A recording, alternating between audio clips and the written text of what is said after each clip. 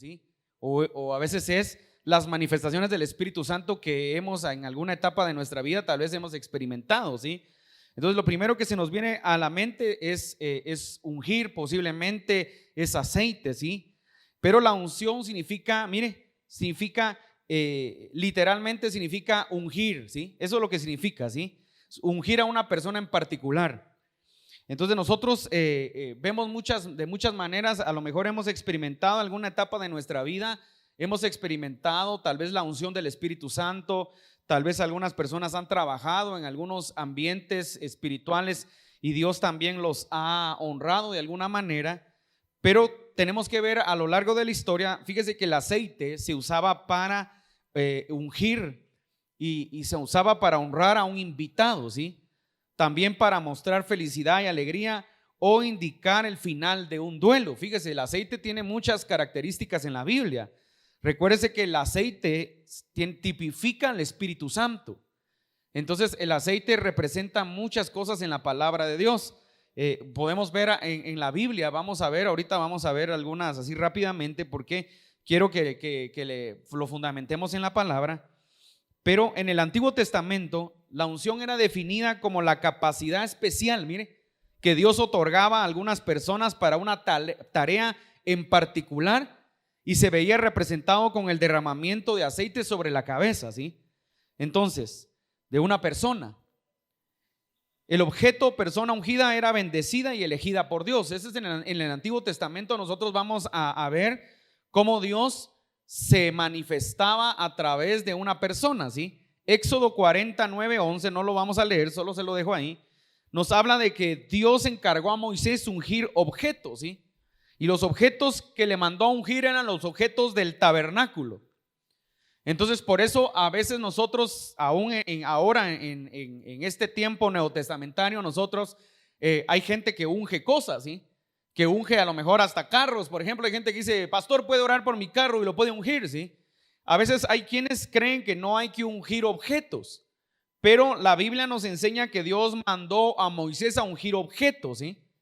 Y a veces también nosotros vamos a encontrar en la Biblia que cuando hay personas que tienen encuentros con el Señor, también ungen lugares. Se recuerda de Jacob y aquella piedra que él ungió con aceite como una señal de que Dios había estado ahí con él. Entonces vemos en la Biblia que el aceite tiene una importancia, porque el aceite también es una interfase entre el cielo y la tierra para dejar una señal de que algo se hizo, ¿sí? Vemos a los sacerdotes, ¿sí? Éxodo 40:13-15. Todo sacerdote del Señor será ungido con aceite para iniciar su ministerio y su aprobación. En la Biblia vamos a encontrar nosotros que los sacerdotes eran ungidos con aceite, ¿sí? Y el aceite representaba esa señal de un nuevo tiempo. Entonces también el aceite representa un nuevo tiempo en la vida de una persona. Vemos nosotros también en Primera de Samuel capítulo 16 verso 13 que también se ungían reyes. Los reyes eran ungidos para mostrar el favor de Dios. Derramaban aceite sobre su cabeza y recibían la capacidad de gobernar sobre el pueblo de Israel obedeciendo los mandamientos de Dios. O sea, no solamente era que había sido elegido por Dios. Fíjese qué compromiso más grande. No solamente era que habían sido elegidos por Dios, sino a través del derramamiento del aceite era la señal de que Dios había elegido a ese rey para que ese rey ejecutara sus mandamientos. Porque recordemos que el pueblo de Israel se regía sobre más o menos 362 preceptos, ¿sí? Entre los 362 preceptos no solo estaban los 10 mandamientos, habían leyes morales, habían leyes espirituales y también habían leyes de gobierno, ¿sí? Que ellos tenían que cumplir y que tenían que obedecer. Entonces un rey no solamente era elegido porque caía bien o porque tenía bonito rostro, sino Dios lo elegía, y cuando se derramaba aceite conllevaba una responsabilidad muy grande. Entonces no solo era el hecho de que fue elegido como rey, sino el aceite era la señal de que el rey tenía también un compromiso con Dios, para que usted vaya entendiendo. Los profetas en Primera de Reyes 19:16, los profetas de Dios eran ungidos. Al iniciar su ministerio profético eran ungidos con aceite. Representaba que Dios estaba capacitándolo de manera especial una vez más para desarrollar su ministerio, ¿sí? Para desarrollar su llamado. Entonces, cuando nosotros vemos la importancia del aceite, vamos a dimensionar un poco más lo que Dios en este tiempo quiere hacer. Acompáñame a Hechos capítulo 13, verso 1. Vámonos al Nuevo Testamento. Mire, Hechos capítulo 13, verso 1. Había entonces en la iglesia que estaba en Antioquía, algunos le llaman a la iglesia que estaba en Antioquía, algunos le llaman la iglesia perfecta. Escuché en algún tiempo algunos teólogos hacer un análisis de la iglesia de Antioquía, ¿sí? Porque la iglesia de Antioquía era una iglesia que en ese tiempo se manejó un nivel de manifestación apostólica, profética y pastoral, ¿sí? Y aún magisterial. Entonces dice, había entonces en la iglesia que estaba en Antioquía profetas y maestros. Mire, la Biblia menciona en el Nuevo Testamento, porque a veces hay una dicotomía en cuanto a que si todavía existen los profetas y si todavía existen los apóstoles, pero cuando leemos nosotros el libro de Hechos, vemos nosotros que la Biblia afirma que habían profetas, ¿sí?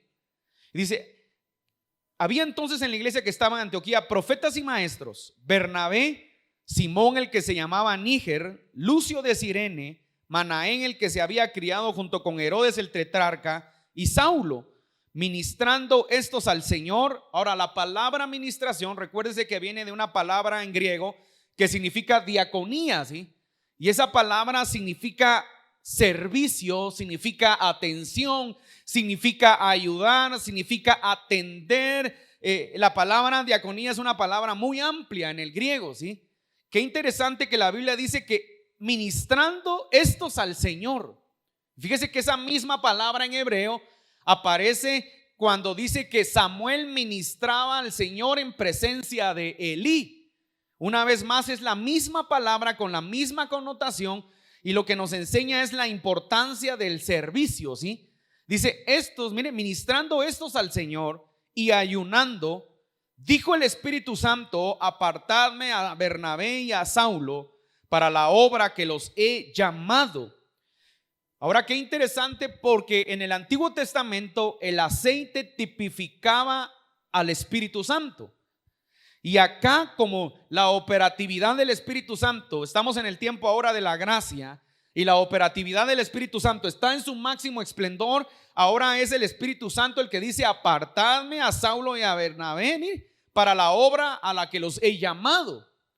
Entonces el aceite también representa a aquellas personas que son apartadas para una obra en específico, para una obra en específico, porque es lo que Dios muchas veces nos va a indicar. Mire, entonces habiendo ayunado y orado, repita conmigo: ayunado y orado.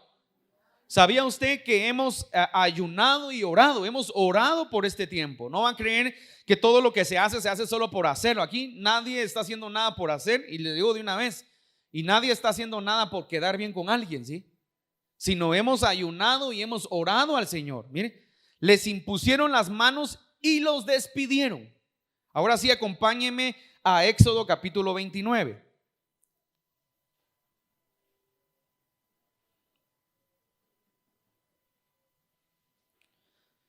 Éxodo capítulo 29 dice: consagración de Aarón y de sus hijos.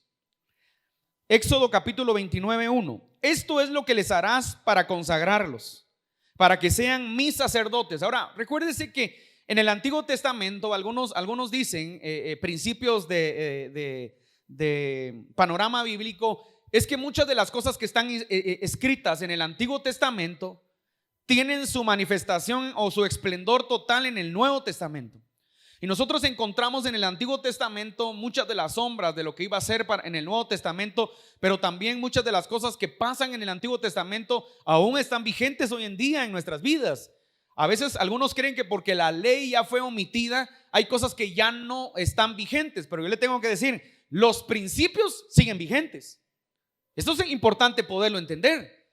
Algunos de los principios teológicos de estudio es que hay cosas que en la Biblia están antes de la ley y que nos enseñan que son principios. Por ejemplo, el no matar es un principio. Cuando Caín y Abel, dos hermanos que nacieron, y Caín tuvo la hazaña de matar a su hermano, rompió un principio.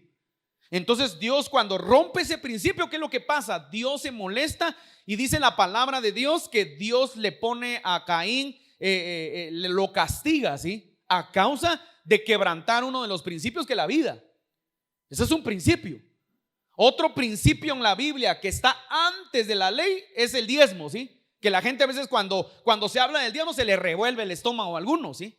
Porque a veces no lo entendemos y no lo entendemos cómo proyectarlo. Entonces el diezmo es un principio porque está antes de la ley, y después está en la ley, y después Pablo pone otro estándar más complicado, creo que es en Gálatas o en Corintios, cuando dice que cada uno aparte según haya prosperado cada semana, para que cuando yo venga no se estén recogiendo ofrendas, sino que cuando yo venga ya todo esté listo. Pero Pablo dice que cada uno de según haya prosperado cada semana. Y yo le pregunto, hay mucha gente que prospera cada semana.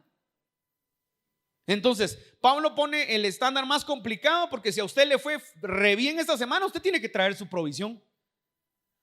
Y ahora, entonces esos son principios que están en la palabra. Luego Dios entrega la ley, pero dentro de la ley hay principios que no se pueden quebrantar, principios que siguen vigentes todavía, principios que seguimos nosotros practicando todavía. Entonces vemos nosotros esto, mire, consagración de Aarón y de sus hijos. Esto es lo que les harás para consagrarlos, para que sean mis sacerdotes.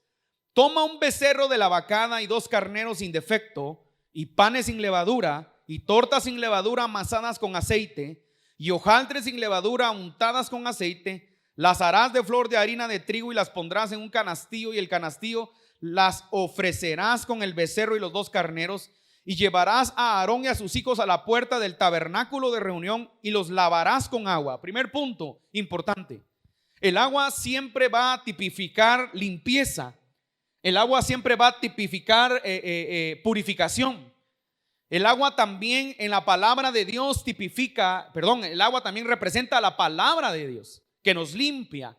A través de la palabra, mis amados hermanos, es que nosotros nos vamos purificando, nos vamos limpiando. Es a través de la palabra es que nosotros vamos entendiendo muchas cosas que no entendemos. A través de la palabra es que nuestra mente se va abriendo para que lleguemos a un estado también de madurez y podamos entender que la vida cristiana no solamente es de venir a pasar el tiempo, sino la vida cristiana lleva etapas de crecimiento en nuestra vida. La vida cristiana tiene que llegar en madurez. Creo que lo hablaba la semana pasada. El cristiano tiene que aprender a ser maduro. El cristiano tiene que aprender a entender muchas cosas. Lo toqué la semana pasada. Pablo decía: cuando era niño hablaba como niño, actuaba como niño, pero ahora que soy adulto, que soy grande, ya no actúa como niño. Entonces, ¿qué significa eso? El cristiano tiene que crecer. Entonces, la palabra es bien interesante, porque una de los mandatos que Dios le da a Moisés es que los sacerdotes, antes de su nombramiento, para que usted me pueda entender, fueran purificados y fueran lavados con agua. Se lavarán con agua, ¿sí? Eso no significa que no se habían bañado. Significa que era un acto de purificación. Entonces el agua representa también esa purificación. ¿Dónde vemos nosotros purificación? Saben que el bautismo de la creación, así se le llama, Génesis capítulo 1, cuando dice: en el principio creó Dios los cielos y la tierra. Y la tierra estaba desordenada y vacía, pero el Espíritu de Dios, dice, se movía sobre las aguas, o estaba sobre la superficie, dice otra versión, sobre la superficie de las aguas. Eso representa que es el inicio, ¿verdad? Que muchos tienen, aquellos teólogos andan pensando que entre el versículo 1 y el 2, no sé cuántos miles de años hubieron antes, porque dice: en el principio creó Dios los cielos y la tierra. Y la tierra estaba desordenada. ¿Qué fue lo que pasó para que se desordenara? ¿Verdad? Ahí muchos hablan de la rebelión luzbeliana, de la rebelión de Satanás, y no vamos a entrar en ese detalle. Lo que sí vamos a entrar es que había habido un bautismo en la creación. Luego está el bautismo del diluvio, ¿sí? El bautismo del diluvio, una vez más Dios tiene que purificar la tierra, la tiene que limpiar a causa del pecado que había en la tierra. Vamos a detenernos ahí, porque no ese es el mensaje, solo para entender la profundidad y la dimensión del agua, que por qué era importante que el sacerdote, el que iba a ser elegido, se purificara con agua. Hoy el agua tipifica la palabra de Dios. Por eso Jesús le dijo, ¿se recuerda cuando Jesús le preguntan y le dicen: ustedes ya están limpios por la palabra que os he dado? Porque la palabra que Jesús les había dado a sus discípulos había puesto en ellos una purificación, una limpieza del alma, una limpieza del corazón. Sabe que muchas de las cosas que a veces nosotros pensamos o actuamos a veces y que no están correctas delante de nuestras vidas, se van purificando a través de la palabra de Dios. La palabra es la que purifica nuestra vida, la palabra es la que limpia nuestro corazón, la palabra es la que nos quita la ignorancia. A veces creemos cosas porque somos ignorantes bíblicos, pero cuando empezamos a estudiar la palabra, cuando empezamos a meditar en ella, hermano, Dios es el que comienza a traer sanidad y Dios es el que quita la ignorancia que está en nuestra vida. Porque a veces tenemos ignorancia en nuestra vida a causa de no meditar en la palabra y a causa solo de oír lo que otros dicen, pero jamás indagar o estudiar lo que Dios dice. Y tenemos que también tener cuidado porque a veces Pablo, incluso el apóstol Pablo, habla de hombres en Gálatas que a veces interpretan el evangelio a su conveniencia, ¿sí?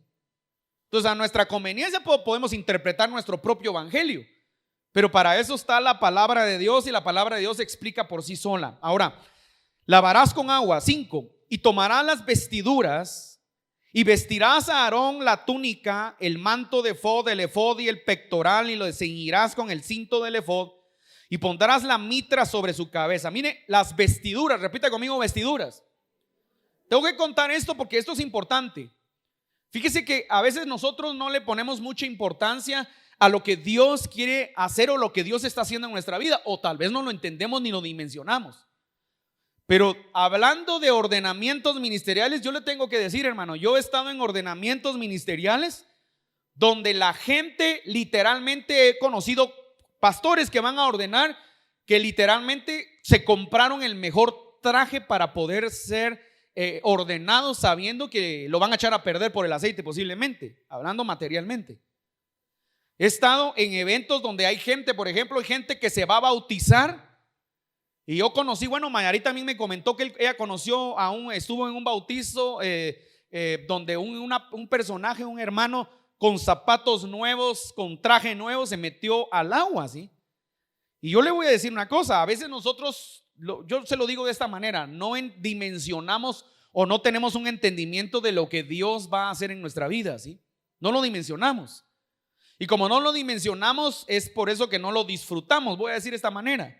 Pero miren lo que dice acá: a Aarón y a sus hijos a la puerta del tabernáculo de reunión y los lavarás con agua. Mire, tomarás las vestiduras y vestirás a Aarón la túnica, el manto de efod, el efod del pectoral, y le ceñirás con el cinto de efod y pondrás la mitra sobre su cabeza y sobre la mitra pondrás la diadema santa. ¿Sabe por qué? Mire, la vestidura llevaba una mitra y llevaba una diadema porque los pensamientos del sacerdote tenían que estar siendo constantemente santificados. Entonces, constantemente nosotros nos vamos a santificar según tengamos una relación con Dios. Si no tenemos una relación con Dios, por eso es que nos atacan un montón de pensamientos. Cuando perdemos la relación con Dios, hermano, todo lo pensamos mal. Hablemos de pensamientos malos, porque no solo crea que los pensamientos son malos es porque un hombre ve a una mujer ahí que le llama la atención. No, la gente a veces tiene pensamientos malos porque su relación con Dios no está bien, entonces piensa mal todo. Ese hermano me está viendo feo. Yo sentí que no le caí bien. Deje de estar sintiendo. A mí me molesta cuando la gente dice yo pensé. Y usted no puede estar pensando por los demás, ¿verdad? No, yo no puedo pensar lo que otros, a no ser que sea el Doctor Strange o a no ser que tenga la capacidad que Dios reprenda al diablo, que sea medium, ¿verdad? Yo no puedo pensar lo que otros piensan. Pero hay gente que dice yo pienso que este hermano tal cosa, yo vi que me vio. Tengamos cuidado porque a veces la gente actúa así porque como no tiene una relación con Dios, no logra dimensionar realmente cómo funciona el amor de Dios en nuestras vidas. Entonces a veces estamos pensando lo que otros no están pensando, hermanos. A veces creemos lo que otros no están creyendo a causa de perder la relación. Entonces mire qué interesante que el sacerdote tenía que tener mitra y tenía que tener diadema, una diadema santa, dice. Mire, luego tomarás el aceite de la unción que había sido preparado de antemano y lo derramarás sobre su cabeza y le ungirás. Un estudio más detallado del ungimiento del sacerdote dice que el aceite que se derramaba sobre el sacerdote tenía que cubrirlo hasta los calzones, de tal manera que cada parte del cuerpo del sacerdote quedara impregnado con el aceite de la unción. Miren, y lo derramarás sobre su cabeza y lo ungirás. Y harás que se acerquen sus hijos y les vestirás las túnicas, les ceñirás el cinto de Aarón y sus hijos, les atarás las tiaras y tendrán al sacerdote por perpetuo, y así consagrarás a Aarón y sus hijos.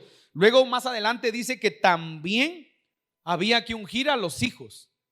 O sea, porque estaba hablando de la familia levítica, ¿sí? Y la familia levítica era la familia que Dios había escogido por perpetuidad para que ejercieran el sacerdocio. ¿Sabía usted que a los levitas, mire qué interesante el pueblo de Israel, lo vimos hace una semana, los levitas no les dieron heredad? Cuando Moisés repartió la heredad a las 12 tribus, a la tribu de Leví no le entregó heredad. La heredad de Leví eran los diezmos del pueblo, ¿sí? Por eso es que cuando leímos Zacarías la otra vez, cuando el pueblo se fue, dejó el sacerdocio, cerró el templo, los levitas se fueron a trabajar. Y ya le enseñé esto, ya le dije, eso no era pecado. No era pecado porque tenían que proveer para su casa, pero desde el propósito de Dios era pecado. Porque a ellos les había entregado la heredad, era oficializar constantemente el consagrar el pueblo delante de Dios. Entonces Dios escoge hombres y mujeres para que puedan ejercer, hermano, el sacerdocio, para que puedan ejercer ministerios, para que puedan ejercer llamados, para que puedan ejercer manifestaciones de Dios. Este es un tiempo donde Dios está llamando a muchas personas para que puedan obedecer a su llamado y ejercer hacia donde Dios los quiere llevar. Ahora, acompáñeme por favor a 1 Samuel capítulo 16, verso 6.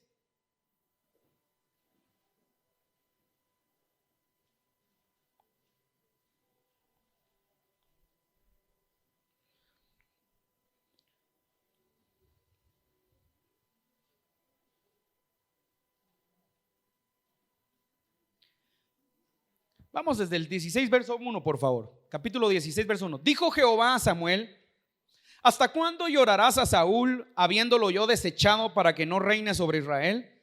Llena tu cuerno de aceite y ven, te enviaré a Isaí de Belén, porque de sus hijos me he provisto de rey. Y dijo Samuel: ¿cómo iré? Si Saúl lo supiera, me mataría. Jehová respondió: toma contigo una becerra de la vacada y di a ofrecer sacrificio a Jehová, he venido. Y llama a Isaí al sacrificio, y yo te enseñaré lo que has de hacer. Y me ungirás al que yo te dijere. Hizo pues Samuel como le dijo Jehová, y luego que él llegó a Belén, los ancianos de la ciudad salieron a recibirle con miedo. Le tenían miedo y respeto a Samuel. Porque Samuel en ese tiempo, Samuel ya no operaba como juez, pero operaba como un profeta de Dios. Y aparte de eso, Samuel tenía una reputación. La Biblia dice que la palabra de Dios jamás, que Samuel declaró, jamás cayó a tierra. Entonces cuando lo vieron llegar, me imagino que se asustaron a qué había pasado. Y él respondió: sí, vengo a ofrecer sacrificio a Jehová, santificaos y venid conmigo al sacrificio. Y santificándose él, Isaí y a sus hijos, los llamó al sacrificio. Y aconteció que cuando ellos vinieron, él vio, repita conmigo, hijo número 1. Él vio a Eliab y dijo: de cierto delante de Jehová estás ungido. Me voy a detener acá, pues, porque acá es donde yo quiero que usted pueda comprender algo. Samuel era un profeta que dice la palabra de Dios, que su palabra, la palabra profética, la palabra que salía de su boca, dice que jamás cayó a tierra. ¿Qué significa eso? Lo voy a decir en chapín para que usted me entienda: jamás se chanfló. Jamás dio una palabra que alguien dijera: ese profeta de plano, porque me vio la camioneta que traigo, por eso me declaró esa palabra. ¿Verdad? Porque a veces así piensa uno. Ese profeta lo que quiere es una buena ofrenda. No, jamás, dice que jamás cayó a tierra la palabra. Ahora el profeta que jamás cayó a tierra la palabra, dice en el verso 6 que cuando ve a Eliab, al primer hermano de David que le ponen enfrente, dice que lo ve y él crea ya tenía en la mente, el profeta había establecido en la mente un prototipo de cómo tenía que ser un rey. Entonces dice: mire, de cierto delante de Jehová estás ungido. Y Jehová respondió a Samuel: no mires a su parecer, o sea, no mires lo que mira la gente, no mires cómo se ve, porque de plano el tipo de haber sido, no sé, fornido, haber tenido una bonita estatura, haber tenido una buena complexión. Bueno, se lo voy a decir mejor, se parecía a Saúl. Entonces cuando lo vio dijo: santo Dios, este es el que Dios, por esto me mandó Dios. Dice: de cierto delante de Jehová estás ungido.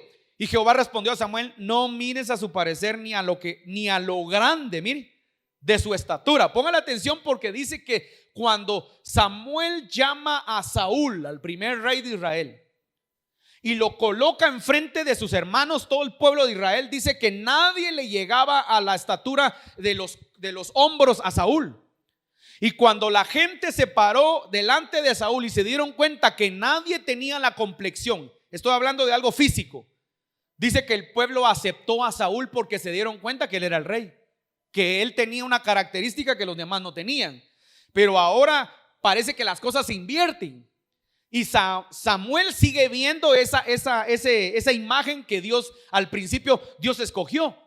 Pero hoy las cosas han cambiado y dice: no mires a su parecer ni a lo grande de su estatura. O sea que el tipo era alto, era grande, porque yo lo desecho.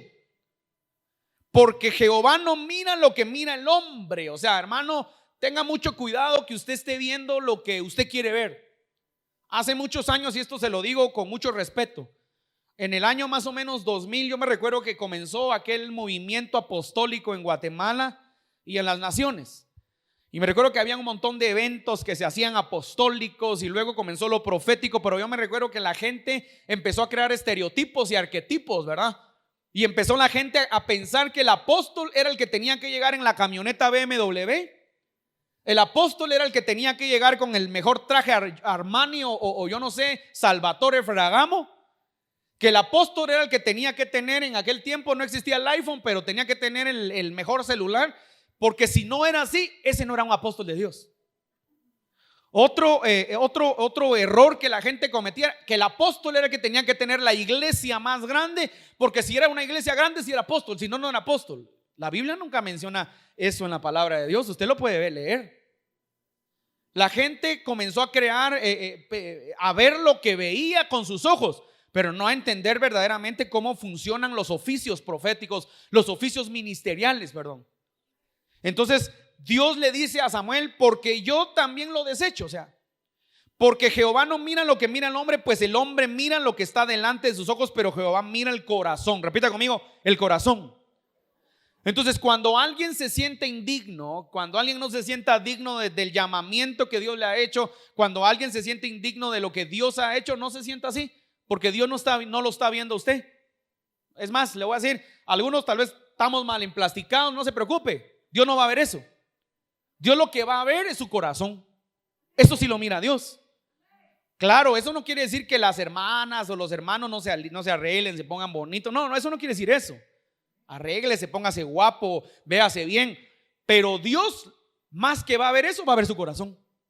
Dios va a decir: me agrada su corazón, me agrada que sirve, me agrada que me ama, me agrada que se apasiona por mí, me agrada que me respeta, me agrada que se somete, me agrada que se sujeta. Eso es lo que Dios va a ver. Dios no va a estar viendo si usted está guapo, si usted tiene, ese sí parece. Mire, yo le digo a la gente, yo he estado en lugares donde a veces yo lo he escuchado. Esto no me lo estoy ni inventando, ni lo digo solo por decir.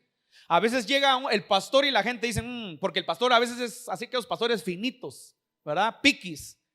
Y yo digo a la gente, ese pastor creído, ni pastor parece, los pastores no deberían de ser así creídos y todo lleno de cosas. Bueno, dice uno, he estado donde hay aquellos pastores sencillos, humildes, con una ropa tal vez rota. ¿Sabe qué dice? Ese pastor todo pobretón, lo que dinero ha de querer. Bueno, ¿y entonces qué es? ¿Pobre o es rico? ¿Piqui o no piqui? ¿Cuál es el verdadero pastor? ¿Cuál es el perfil que debe de tener? Porque el problema es que la gente siempre ve lo que ven sus ojos, pero no ven el corazón. Entonces, cuando vemos nosotros la palabra de Dios, vemos el primer error del profeta, pues no pegó en el blanco. Mire, verso 8. Entonces llamó Isaí a Abinadab y lo hizo pasar delante de Samuel, el cual dijo: tampoco a este ha escogido Jehová. Hizo luego pasar Isaí a Sama y él dijo: tampoco a este ha elegido pasar. Con esto llevan 3. Ahora mire pues, si dice aquí que tampoco Jehová ha escogido, es porque el profeta se volvió a equivocar. Porque ahorita lo vamos a leer. Quiere decir que el profeta no está, ese día fue el día en el que el ministerio profético de Samuel cayó a tierra. Yo le digo a la gente en la escuela profética, porque tenemos escuela profética, le digo: hay palabras que comienzan tierra y terminan de Dios, y palabras que comienzan de Dios y terminan tierra. Ahora se lo explico así rápidamente. Hay gente que Dios la usa y que sí comienza a dar una palabra de Dios, pero luego empieza a meter su alma, su humanidad, y se va a tierra la palabra y termina en tierra. O sea, comienza de Dios, pastor, y puede pasar. Eso sí, puede pasar. Hay profetas que todavía están en formación o que todavía no tienen bien desarrollado el don, y a veces le falla la antena, ¿sí? Y empiezan a dar una palabra y de repente se meten su alma, se fijan en lo que no se tienen y se van a tierra. Hay gente que comienza a dar una palabra a tierra, ¿verdad? Comienza ahí tal vez por manipular o hacer, y de repente Dios le habla y le para dando una palabra de parte de Dios. Entonces acá el profeta Samuel dice que llamó a Abinadab, el cual dijo: tampoco a este elegido Jehová. Hizo pasar luego a Sama, y él dijo: tampoco a este elegido Jehová. E hizo pasar 7 hijos suyos delante de Samuel. Mire, pues yo le voy a decir así, hablemos aquí las cosas como son. Samuel era un profeta que tenía un espíritu. Mire, en la unción profética solamente usted va a tener exhortación, consolación y edificación en el don y en la unción, pero en el oficio profético el profeta se va a manejar en discernimiento de espíritus, el profeta se va a manejar en sabiduría, el profeta se va a manejar en ciencia, el profeta se va a manejar en diferentes profundidades. Samuel las tenía. ¿Sabe dónde le puedo decir que las tenía? Por cuestiones de tiempo no me lo voy a llevar al inicio de primera de Samuel, en el 2 creo que es, o 3, cuando se escoge a Saúl como rey. Y dice que cuando le derrama el aceite, le dice: mañana llegarás a un lugar y encontrarás a una persona, y esa persona te dirá que ya aparecieron las asnas, y luego caminarás, y cuando vengas descendiendo, vendrá descendiendo una compañía de profetas, entrarás en esa compañía, el espíritu profético caerá sobre ti, te mudarás a otro. Mire, imagínese, ahora se lo pongo yo acá para que usted me entienda lo que le estoy diciendo. Es como que yo le dijera ahorita a alguien acá: hermano Alex, mire, mañana usted se va a levantar a las 8 de la mañana, va a ir a su trabajo, ahí va a llegar una persona, esa persona lo va a llevar a un lugar y ahí usted va a experimentar, o ahí lo van a, y al otro día usted se levanta, hace caso, llega esa persona, se encuentra esa persona, lo lleva y usted dice: wow, santo Dios, se cumplió la palabra tal y como el profeta me dijo. Le voy a decir una cosa, claro que era una palabra predictiva, pero eso era una ciencia. Porque Samuel pudo ver tal y como iba a pasar, y así dice la Biblia que pasó. Entonces, ¿por qué le estoy diciendo esto? Porque ahora resulta que hizo pasar a 7 hijos delante de él. ¿Qué le pasó al profeta? Luego dice: tampoco a este elegido Jehová. E hizo pasar a Isaí 7 hijos suyos delante de Samuel. O sea, pasaron estos 3 que menciona la Biblia: Abinadab, Sama, Eliab, y no eran. Pasaron otros 4 hijos, y le tengo una noticia: falló el profeta, hermano.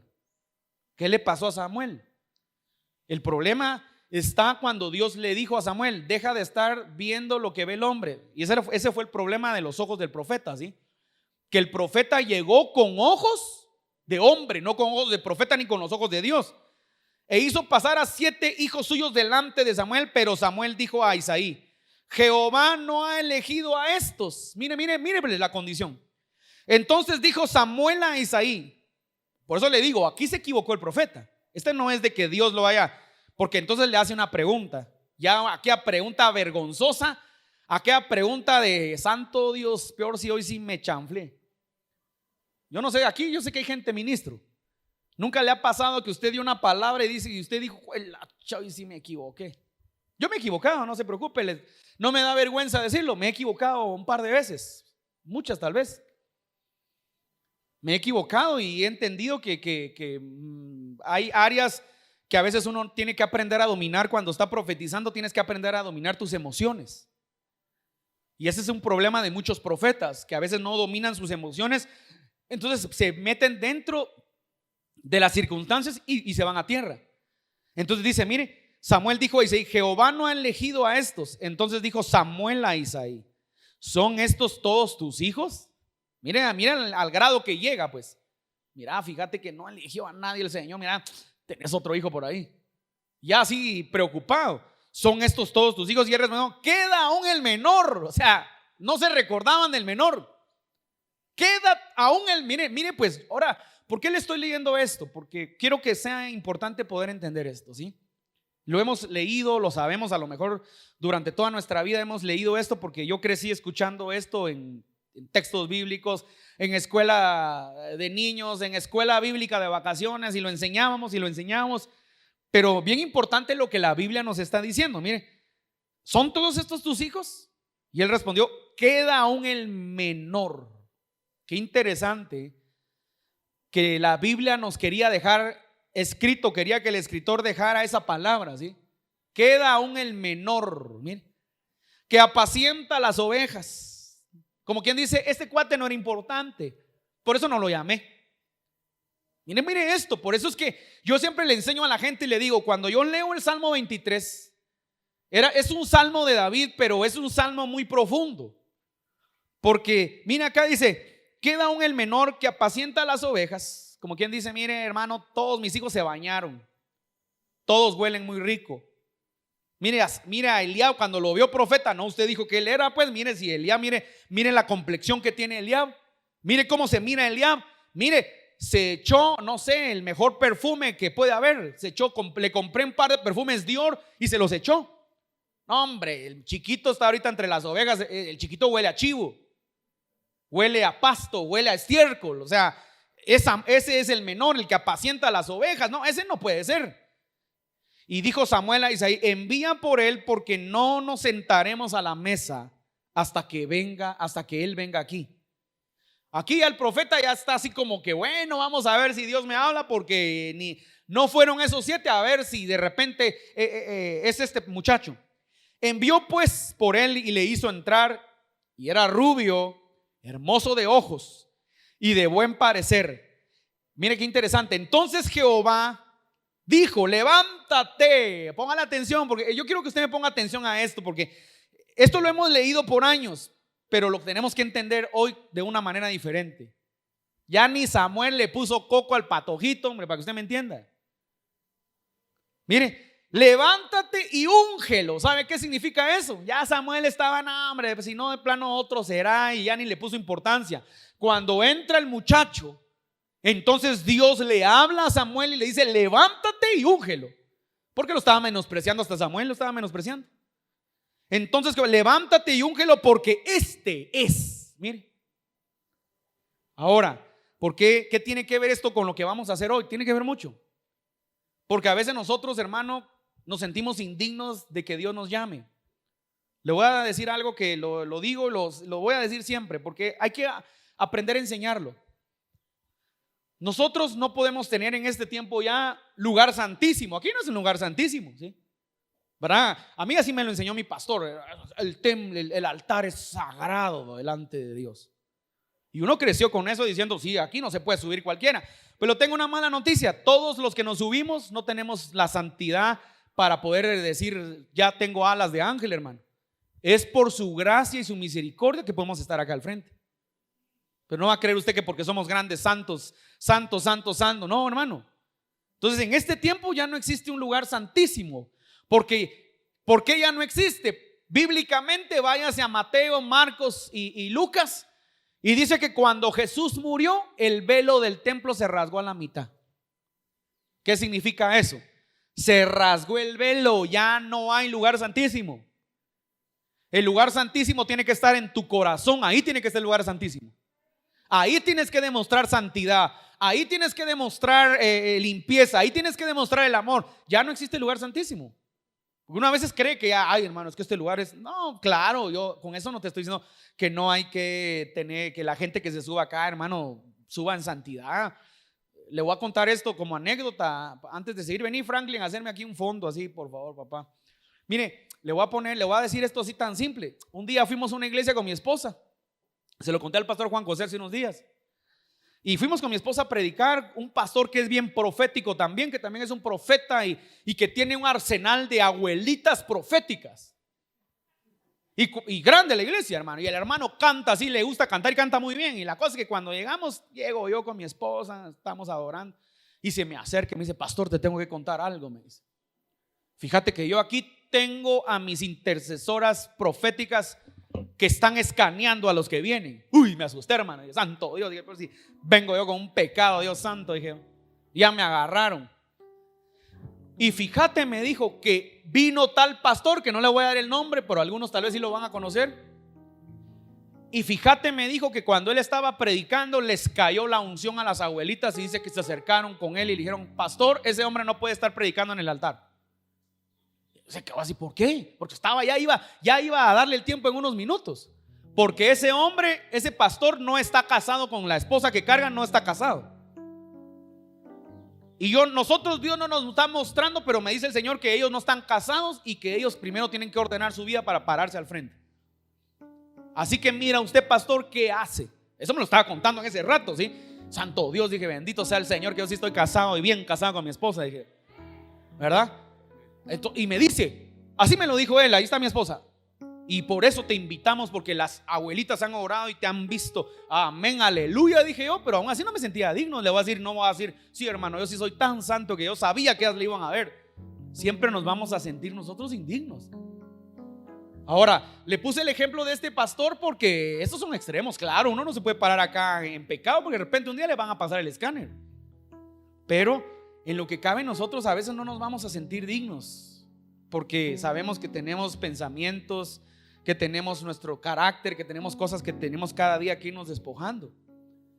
Y entonces, cuando vemos nosotros acá la palabra de Dios, vemos que David fue escogido por Dios por el corazón que él tenía, no por la, ¿cómo llamarle si usted quiere, para que podamos dejar claro esto? No por su forma humana o por su figura de rey, aunque sin duda dice la Biblia que era rubio, hermoso, ¿sí? Ese rubio no va a creer que era rubio de los rubios de Estados Unidos. Esa palabra rubio, algunos le llaman que tenía una hermosura y una gracia particular el muchacho. O sea, de plano sí tenía un porte, pues. Pero el muchacho en ese momento no tenía la estatura de sus hermanos. En ese momento era un joven, tal vez adulto, de unos 20 años, tal vez. Algunos dicen que tenía 15, otros 20, no se sabe. Pero era un muchacho que era menospreciado, era un muchacho que era despreciado. Sin embargo, el corazón fue lo que le agradó a Dios. Ahora, cuando vemos a David, sabemos que era lo que David hacía: apacentaba a las ovejas. Ese apacentar a las ovejas, uno lo ve simple. Lo ve como, sí, pues estaba allá con las ovejitas, estaba allá haciendo queso de cabra, queso de oveja, estaba ahí. No, claro, uno lo ve así. Pero ¿sabe cómo lo ve Dios? Usted tiene que ir al Salmo 23 y entonces entender qué fue lo que Dios vio en David. Porque luego David escribe el Salmo 23 y dice: Jehová es mi pastor. Y yo lo he enseñado, me gusta enseñar mucho de eso, porque David entendía en las soledades del desierto, en las soledades de la noche, en las soledades del frío, en las soledades cuando habían animales, que Jehová era el que lo pastoreaba a él, y que él pastoreaba a sus ovejas. Y nada me faltará. En lugares de delicados pastos me pastoreará, me guiará por sendas de justicia. Tu vara y tu cayado me infundirán aliento. Aunque pase por el valle de sombra y muerte, no temeré, porque tú estarás conmigo. O sea, David lo entendía. Él entendía esto: unges mi cabeza con aceite. Mire, lea el Salmo 23. Y yo siempre eso no me lo dijo nadie. Yo creo que David estaba hablando de él el día que lo despreciaron, pero que lo mandaron a llamar y que lo ungieron. Y entonces Samuel tomó el cuerno del aceite y lo ungió en medio de sus hermanos, los hermosos. Repita conmigo: los hermosos. Los que estaban con Dios, los que estaban con Salvatore Ferragamo, los que se vistieron bien porque iba a llegar el profeta. Resulta que al que yedía sudor, al que olía campo, dice, en medio de sus hermanos. Y desde aquel día en adelante, póngale atención a esto, el Espíritu de Jehová vino sobre David. Se levantó luego Samuel y se volvió a Ramá. Desde aquel día en adelante el Espíritu de Jehová vino sobre David. Ahora me voy a detener porque ya voy terminando, pero me llama la atención que el siguiente versículo, el 14, tenga cuidado porque ahí hay algunas corrientes cristianas de algunas iglesias, que no voy a dar su nombre, pero algunos sí van a saber cuáles son, que le ponen, que son alegóricos místicos, y que le ponen que el 13 es siempre un número de rebelión. Y no es cierto, porque en la Biblia no todos los 13 son de rebelión. Mire, este versículo 13 es cuando David es ungido. Y en el 14, mire, solo quiero esto porque me llama la atención. el espíritu de Jehová, cuando fue ungido David, dice que el espíritu de Dios vino sobre él. Pero en el 14, cuando el espíritu de Dios vino sobre David, le fue quitado a Saúl. Y el espíritu de Jehová se apartó de Saúl y le atormentaba un espíritu malo de parte de Jehová. Se lo voy a decir en español. Estaba endemoniado, pues.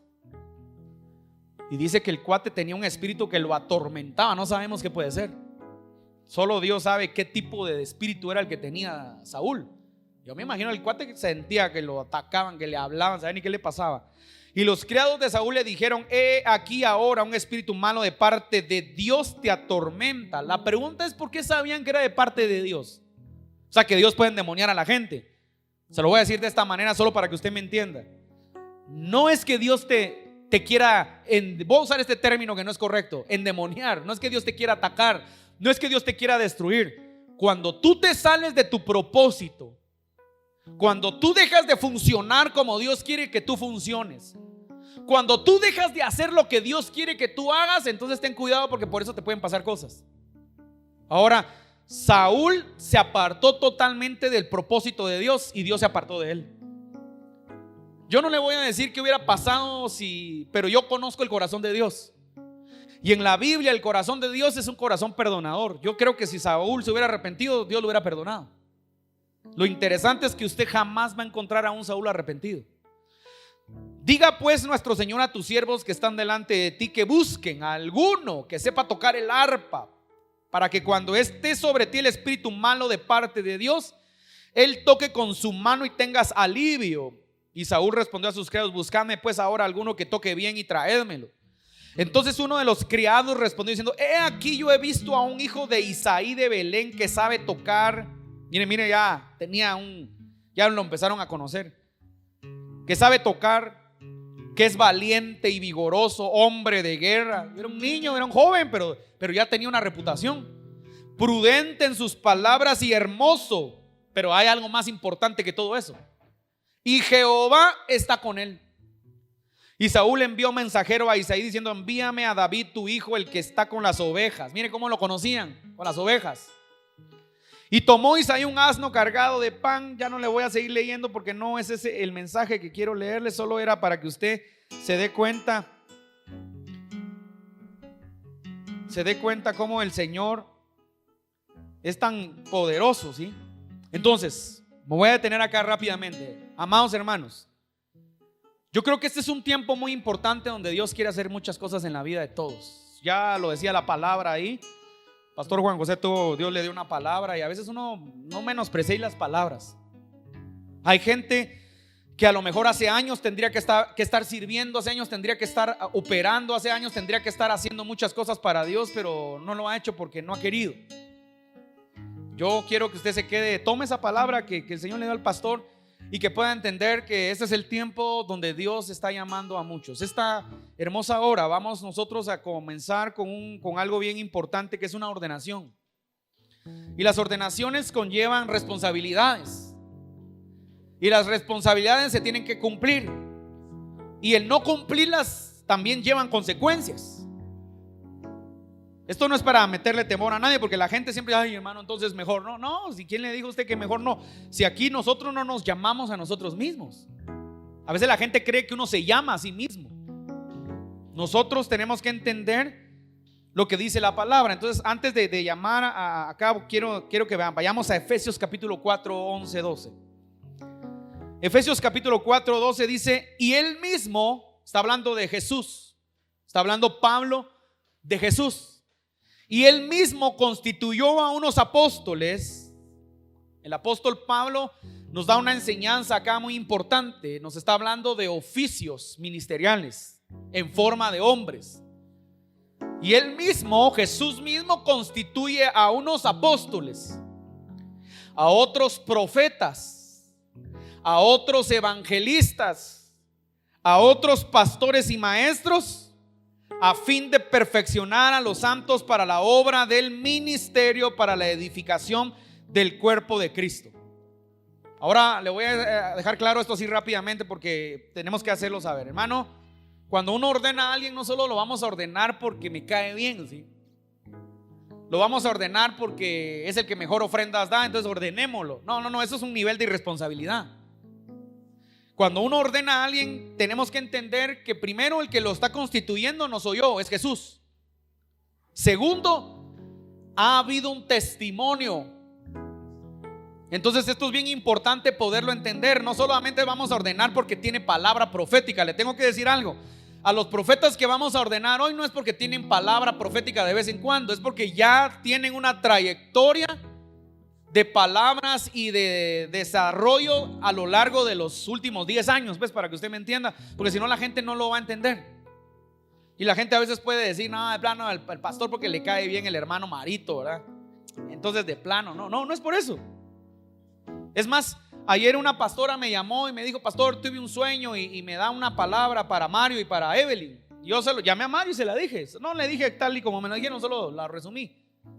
Porque a veces uno mismo, hermano, tiene un menosprecio en su vida. Uno dice: no, mejor debería uno, o mejor no. Y a veces uno no entiende lo que Dios está haciendo. Entonces Jesús mismo es el que constituye para la edificación del cuerpo de Cristo. Efesios 2:20 dice: edificado sobre el fundamento de los apóstoles y profetas, siendo la principal piedra del ángulo Jesucristo mismo. Efesios 2:20, mire. O sea, el fundamento son apóstoles y profetas. Pero dice, pero la piedra angular, o sea, el centro de todo es Jesucristo. Entonces, en esta hermosa mañana, mis amados hermanos, yo le voy a pedir acá por favor que pasen mis hermanos. Vamos a comenzar.